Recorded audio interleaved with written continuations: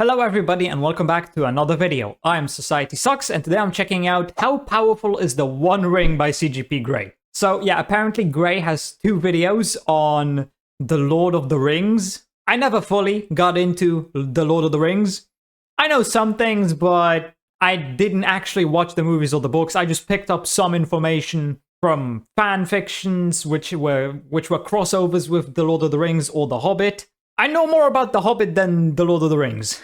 But yeah, let's see just how powerful the One Ring is. These books are all about this ring, how it's found, and, spoiler alert, how it's destroyed. While Tolkien built the largest and most consistent fictional universe, he sure didn't mind being vague at times, so if you finished the story and then thought, wait, what can this ring do and where did it come from? This is your video. First thing first, the One Ring is not the only ring. It's Lord of the Rings after all, and that lord is Sauron. Long before this story starts, Sauron disguised himself and came to the elves to work with their master craftsman Celebrimbor to forge the Rings of Power. Together they made 16 called the Lesser Rings, then Celebrimbor took Sauron's formula and made 3 on his own that turned out more powerful than the original 16. Why make rings based on the suggestion of a stranger whose resume has a millennia-long gap? Because he promised the rings would fix the elves' biggest problem. This world is winding down. The amount of big and awesome and magic decreases as a function of time here. For elves, magic, immortal creatures, this is bad news. Yeah, that's bad. Sauron said the rings would preserve what their wearers cared about most. That's why the elven kingdoms are so fantastical compared to the rest of the world. Their rings have preserved them. Unlike the famous poem implies, the elves made all the rings for themselves, intending exactly 0 to get into the hands of men or dwarves, whom the elves think are stinky. So obviously something went wrong, which brings us back to the One Ring to rule them all. Sauron's chief ability is to dominate the minds of others. That's partly why he's able to control such large armies, and he secretly made the One Ring as a kind of lens to focus this power. His formula for ring construction, unknown to Celebrimbor, also made the wearers of the 19 rings more vulnerable. Basically, the One Ring buffs his psi attack and the other rings debuff psi defense. Plan A was to control a bunch of high-level elves, but when he put the One Ring on, the elves' base level stats allowed them to resist and take off their rings just in time. Sauron captured Celebrimbor and tortured him until he gave up the 16 lesser rings, but he died before revealing who was protecting the 3 most powerful ones. So now Sauron had 16 mind-controlling rings and had to turn to Plan B.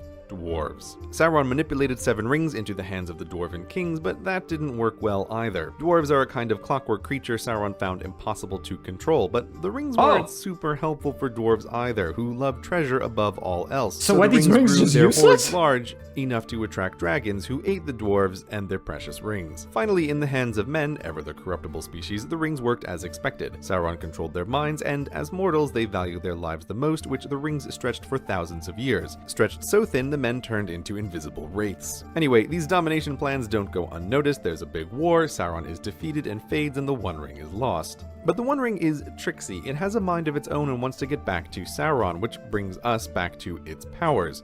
First, the ring tempts everyone, well, almost everyone, with promises that yes, this little ring can be a mighty weapon or a tool to reshape the world, and gosh, don't you just look like the best guy to use it. Let's go vanquish the powerful demigod who lives over there to get started, shall we?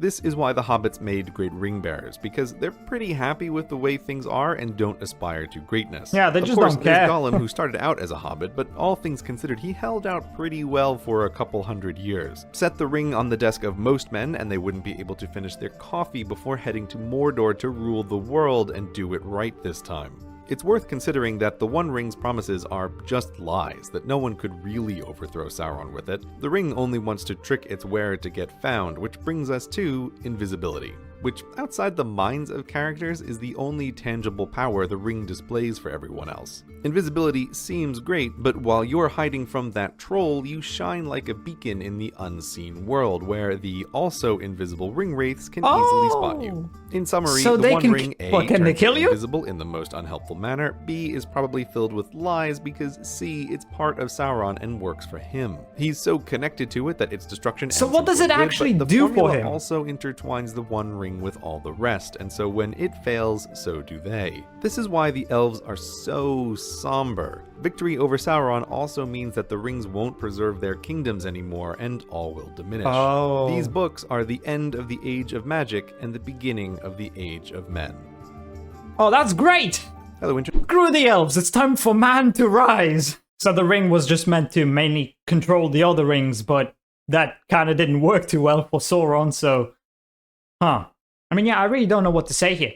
Sauron's plans with the rings mostly failed with the elves and the dwarves. They really only worked with the humans, but then Sauron got fucked anyway, so yeah, didn't work out well for him. So, I guess that's it. Hope you enjoyed this video. If you did, please consider subscribing and leaving a like. If you want to see more reactions, check out this video right here, and with that, I hope I'll see you in the next video.